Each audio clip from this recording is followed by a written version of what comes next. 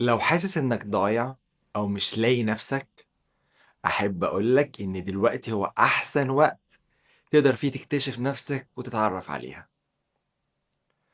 عشان أقدر أتعرف على نفسي في طريقين محتاج أمشي فيهم.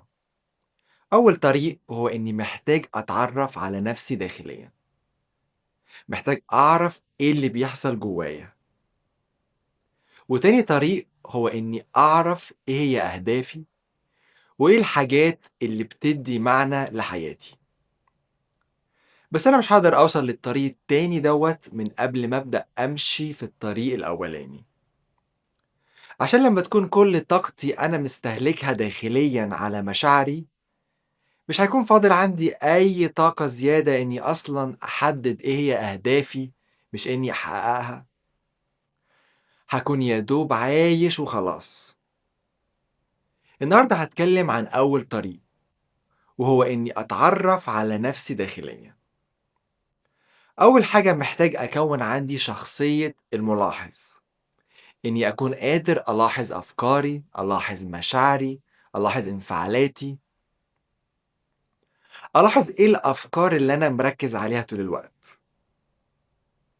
تركيزي على فكرة معيّنة هيخلق عندي إحساس، الإحساس هيخلق سلوك، السلوك هيوصّلني لنتايج.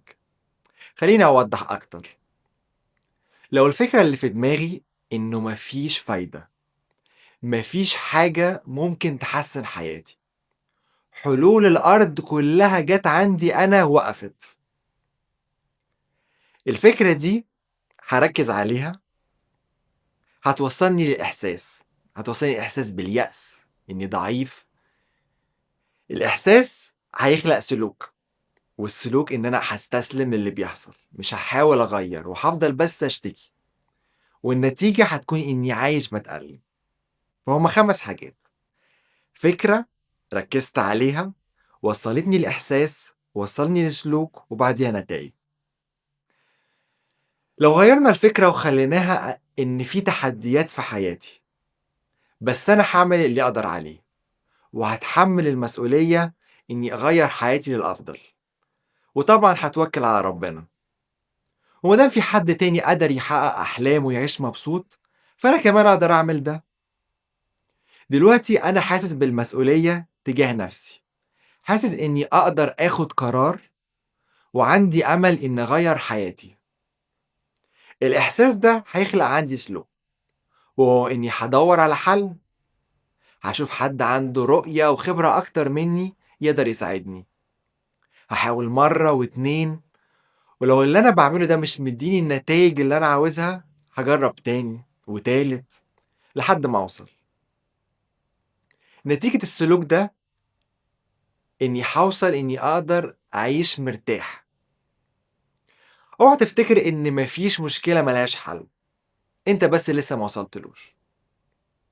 النقطة التانية إنّي محتاج أدّي لنفسي الفرصة زي ما قدرت إنّي ألاحظ أفكاري، إنّي ألاحظ مشاعري، وألاحظ ردود أفعالي من غير ما أنتقدها. التغيرات اللي بتحصل في مشاعري دي يا إما هتجيب لي سعادة، يا إما هتجيب لي ألم. يا ترى إيه المواقف والحاجات اللي بتخلّيني أنفعل؟ إيه الحاجات اللي بتخلّيني متحمس؟ إيه الحاجات اللي بتخلّيني أفقد طاقتي؟ وبدل ما أنتقد ردود أفعالي ديّة، أسأل نفسي ليه الموقف ده أو الحاجة دي خلّتني منفعل أوي كده؟ طب ده بيعلّمني إيه عن نفسي؟ خلّيني أوضّح أكتر. لو حد مثلًا شاف الرسالة اللي أنت بعتّها له وما ردّش عليها، أنا دلوقتي حاسس إني زعلان ومتوتر. دلوقتي شخصية الملاحظ هنا هتقول لي يمكن لمّا حد بيتجاهلني ده بيحسسني بالرفض، أو بيحسسني إني قليل.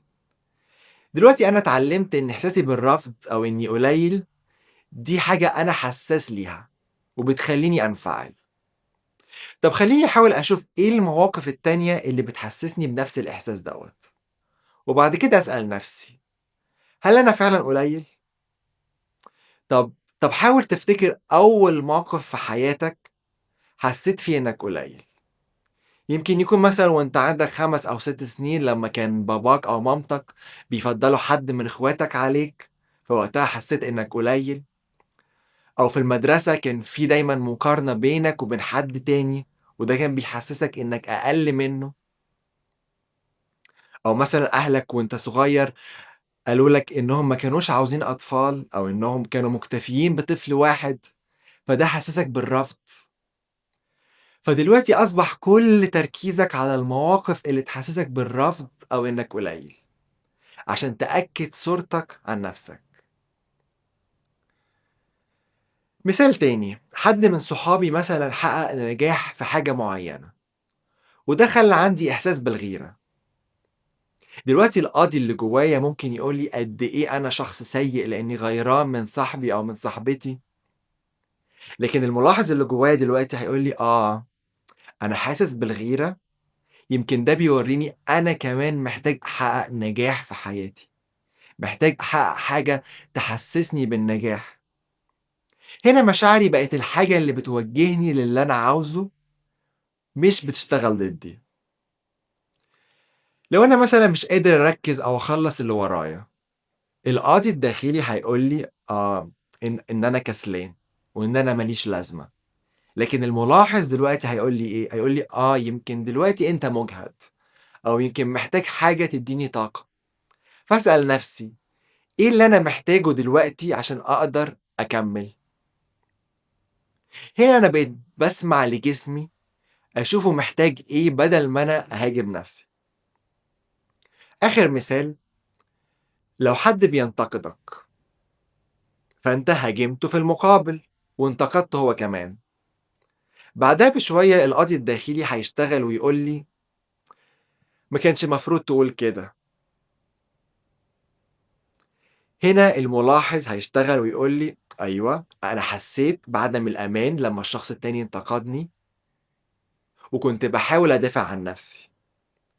المرة الجاية هاحاول أتقبل النقد دوّة بهدوء أكتر، واحاول أشوف الرسالة اللي الشخص التاني بيحاول يوصّلها لي، بدل ما إن أنا أنفعل وأبدأ أهاجم الشخص دوّة وأنتقده.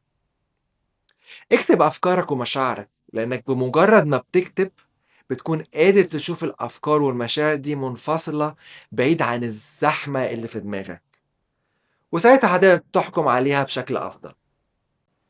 لاحظ جسمك، بتحس بإيه لما بتكون في موقف معين أو مع أشخاص معينين؟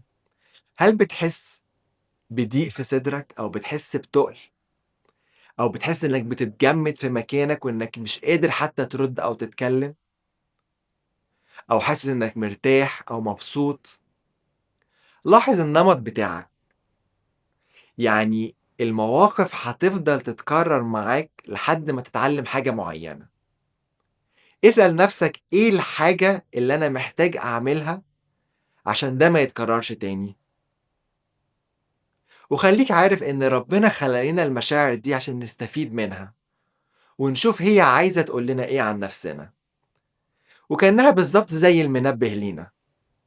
يعني مثلًا لما أحس بالغضب، ده ممكن يكون منبه إن حد اتعدى حدوده معايا، فأنا محتاج حدود واضحة أكتر مع الشخص ده عشان أحمي نفسي.